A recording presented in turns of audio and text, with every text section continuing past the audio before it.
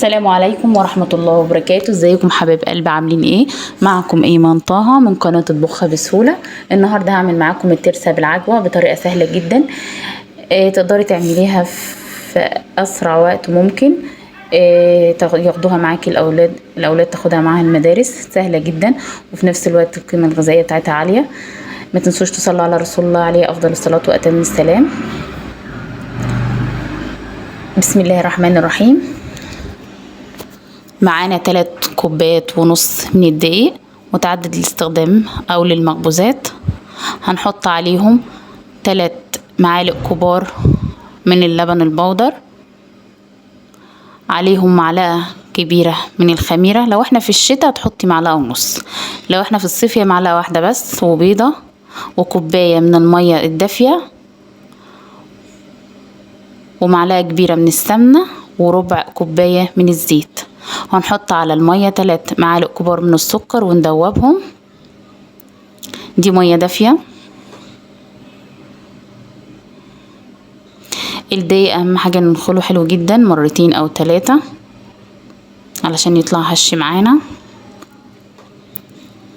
هندوب السكر حلو جدا.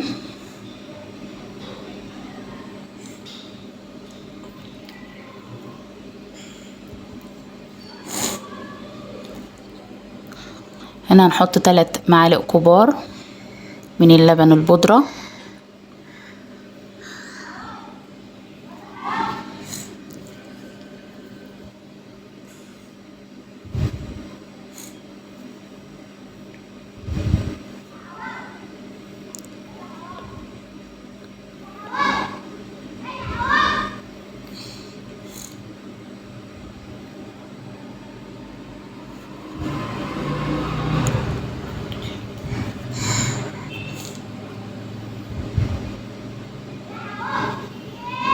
هنحط عليهم معلقة كبيرة من الخميرة الفورية.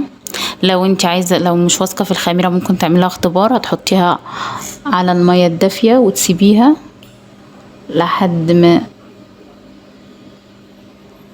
ترتفع.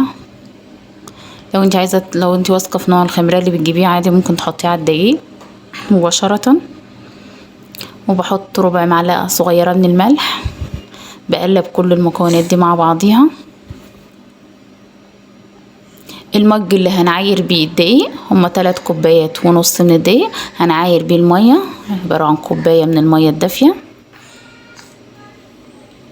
معانا بيضة، نحط بيضة كاملة وعليها المية اللي مدوبين فيها السكر. لو عندك عجان اعجني في العجان، لو ما عندكيش اعجني بالمعلقة كده وبعد كده استخدمي ايدك.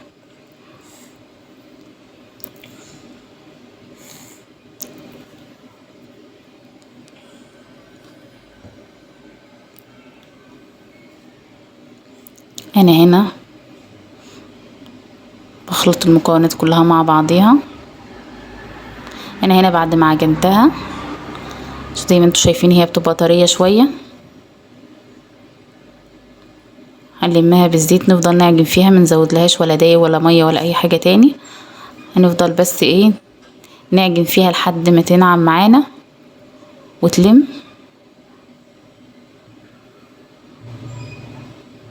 هنا بعد ما عجنتها ولمت بحط، يا اما لو عندك مكعب من الزبدة حطي، لو ما عندكيش زبدة حطي عادي سمنة فرن او سمنة نباتي، بس بالسمنة البلدي طبعا بتدي قيمة غذائية عالية وبتكون احلى على حسب امكانياتك والمتوفر عندك استخدميه.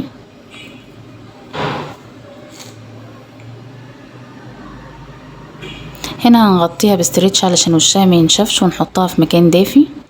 لو انتي في الشتاء هتسيبيها ساعة ونص على حسب ما ترتفع، لازم حجمها يتضاعف. لو انتي في الصيف، العجين في الصيف ما بياخدش وقت، بيختمر بسرعة.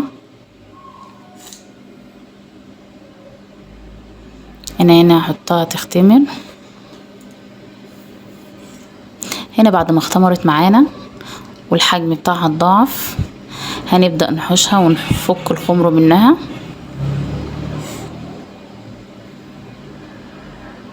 دي عجوة، ده بلح. لو عايزه تستخدمي عجوه من الجاهزه ماشي، بس انا مبفضلهاش بصراحه. انا احب اجيب البلح العجوه ده وايه واعمله انا في البيت. سيحته مع معلقه سمنه وحطيت عليه معلقه كبيره من ايه من السمسم. ال3 كوبايات عملوا معايا 11 واحده او 12 على حسب ايه حجم الترسه اللي انت عايزاها، حجم الفطيره او القرصه اللي انت عايزاها. بقطعها كده، بقطعها بالسكينه وفك الخمر منها كلها واجهزها على ايه على عميل.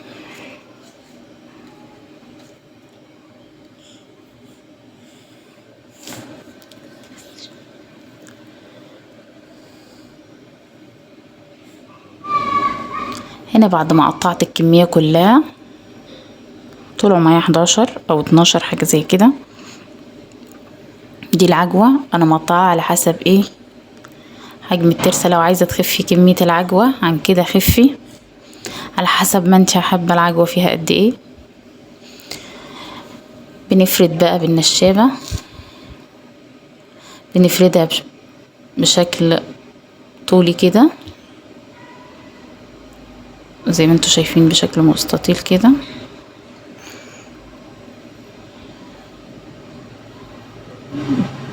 سمكها يبقى رقيق كده زي ما انتوا شايفين، ونحط العجوة جواها من على الطرف ونقفلها كويس جدا.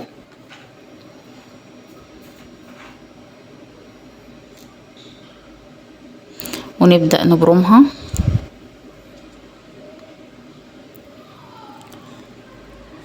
بقفلها كويس كده وابدأ ايه افردها تاني برضو والعجوة جواها.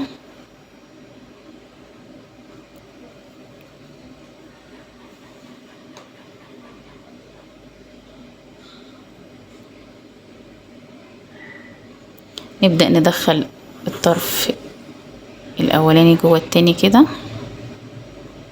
وهنيجي بالسكينة ونعمل الشكل ايه المعروف للترسة بالعجوة. بناخد شوق كده بس ما ننفتش بالسكينة لحد جوه من على الطرف كده ونطلع بيه لحد بره.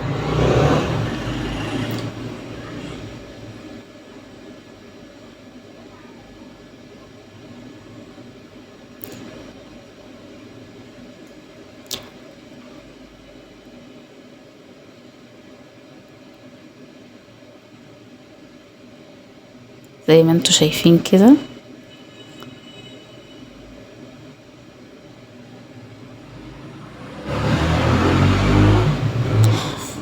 ونحطها في الصينية، بس اهم حاجة الصينية تكون ممسوحة بدهنة زيت، يعني صينية ممسوحة بزيت، يعني كمية حلوة مش دهنة بسيطة لا، علشان الترسة ما تلزقش في الصينية.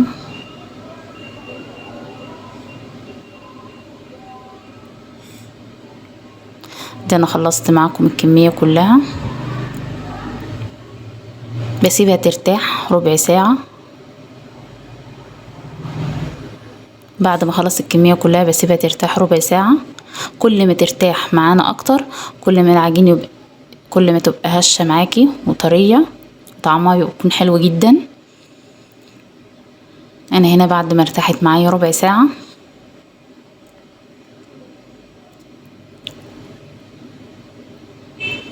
بجيب عندي زي ربع كوباية من اللبن كده وادهن وشها واحط وارش عليه سمسم. لو انتي ما بتضايقيش من صفار البيض ممكن تجيبي صفار البيض على اللبن وتدهني بيه الوش، هيديكي لون ولمعة حلوة جدا. وعلى فكرة ما بيبانش البيض تماما. لو مش عايزة تحطي لبن ولا صفار البيض مع اللبن ممكن تحطي مية عادي، تدهني الوش كده بمية وترشي عليه السمسم علشان السمسم بس ايه يثبت على القرصة. المتوفر عندك استخدميه.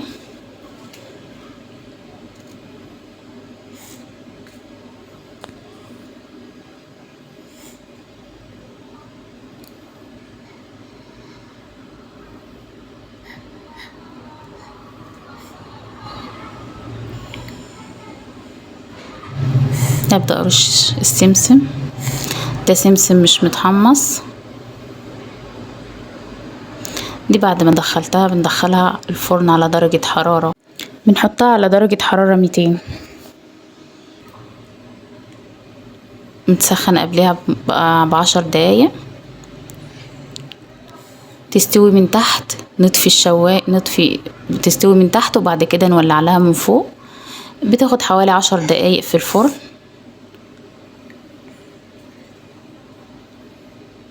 وبتطلع معانا كده، بتكون هشة وطرية. بنرش عليها رشة مية بسيطة من على الوش. السلام عليكم ورحمة الله وبركاته. ولو انتوا اول مرة تشوفوني ما تنسوش تشتركوا في القناة وتفعلوا زر الجرس علشان يوصلكم مني كل جديد. والسلام عليكم ورحمة الله وبركاته.